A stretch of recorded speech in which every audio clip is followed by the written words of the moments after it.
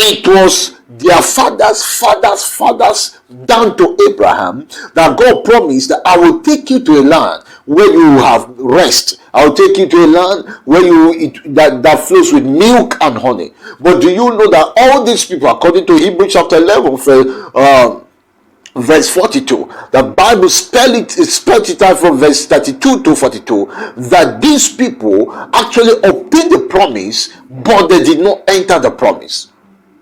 And this is exactly what this symbolizes. There is a land to be possessed, but in this case, this is not a land that you must grab at the moment, because it is a promise. I don't have time to deal with what I call the promise. But when God gives a promise, it's a journey. So, and God decided to encourage Joshua. So Joshua was encouraged to embark on this journey with his own consciousness, not with the mindset of my father Moses, or with the mindset of somebody that have worked with Moses and this and that. No, like the present young men are doing.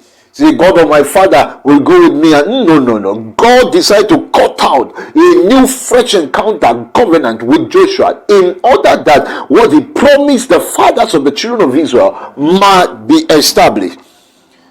He said, only you be strong and very courageous, that you may do according to the law which Moses my servant commanded thee. Turn not from it to the right or to the left, that you may prosper wherever you go. That is it. So how do you walk in the covenant of the fathers? Because you see, the encounter was obtained by the fathers, and the encounter that was obtained by the fathers was passed to the next generation, to the next generation, to the next generation, to the Isaac, Jacob, and the rest of the children of Israel.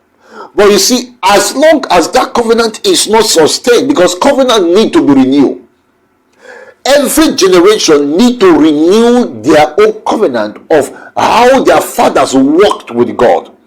If the covenant that sustains your family is that of idol, is that of native doctors, is you have to cut out and create a new link, covenant, and encounter with God. Covenant is a deliberate act of decision that you make and say, this is how I want to begin to live my life. This is how I want to begin to pursue this thing. This is how I want God to be my God. You can personalize God. You can customize God if you wish to. So how do you walk in the covenant of the fathers?